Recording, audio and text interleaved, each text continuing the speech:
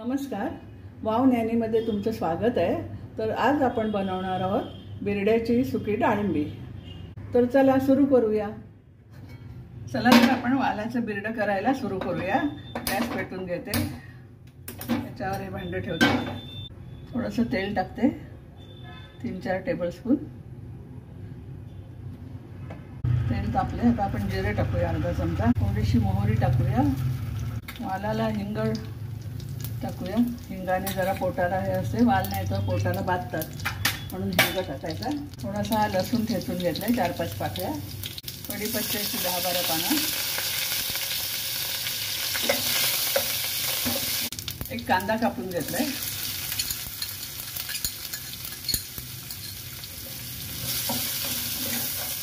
अर्धा चमचा हळद टाकून घेऊया,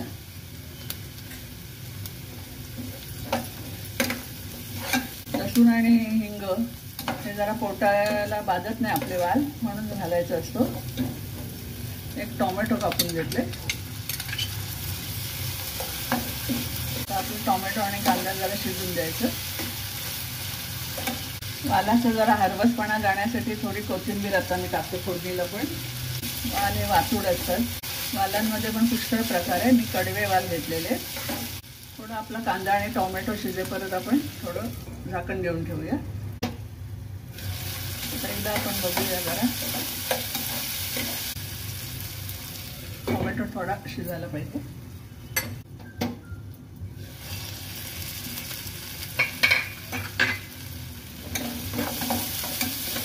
सुक्या असं करणार आहे मी डाळिंबी। आता आपण हे 1 वाटी वाल घेतलेले ते टाकूया ह्याच्यामध्ये। वाल काल सकाळी भिजत टाकले, संध्याकाळी त्यातलं पाणी काढून टाकलं आणि मग मोड आल्यावर ते आज सोलून बनवायला घेतलं। जरा परतून घेऊया ह्याच्यामध्ये। पूर्वी वाल म्हणजे एवढे लोकांना लागायचे, सोमवार, गुरुवार, शनिवार म्हटलं का वालाचं बिरडं आलं। हल्ली जरा खाणं कमी झाले सगळ्यांच्या तब्येतीमुळे। आता 1 चमचा मी मिक्स मसाला टाकते, घरचा मसाला आहे माझा, मिक्स मसाला केला आहे मी। आपल्याला कलरसाठी मी मिरची पावडर टाकते। हा मी गूळ घेतलाय चिरून, तो टाकते। अर्धा चमचा धना पावडर टाकते, अर्धा चमचा जिरा पावडर टाकते। आपण थोडं आता याच्यामध्ये पाणी घालून 5-10 मिनिटं शिजवून घेऊ। अर्धा ग्लास मी पाणी टाकते।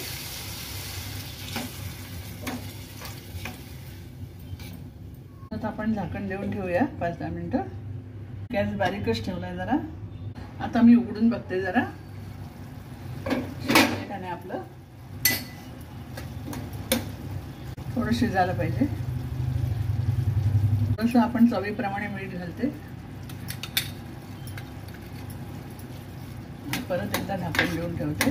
असं 2-3 चमचे पाणी घालते, वाल शिजायला पाहिजेत म्हणून झाकण देऊन ठेवते।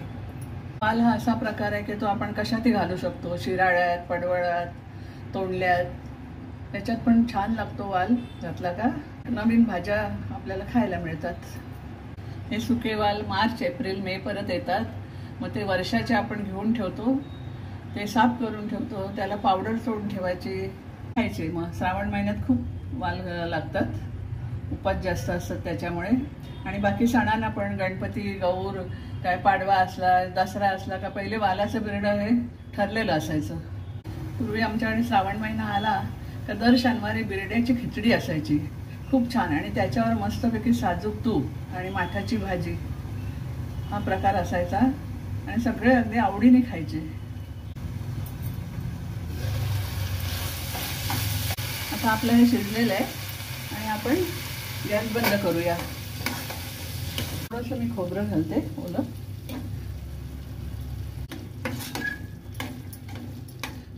हे आता आपण डाळिंबी याला म्हणतात, हे आपण एका डिशमध्ये काढून घेऊया। तर चला, आपली खायला आता तयार आहे बिरड्याचे डाळिंब्या। ही चपाती बरोबर, भाकरी बरोबर, भाताबरोबर सुद्धा आपण चोळून खाऊ शकतो। बिरडीच्या डाळिंब्याचा माझा व्हिडिओ तुम्हाला आवडला असेल तर लाईक करा, शेअर करा, सबस्क्राईब करा। तो परत धन्यवाद।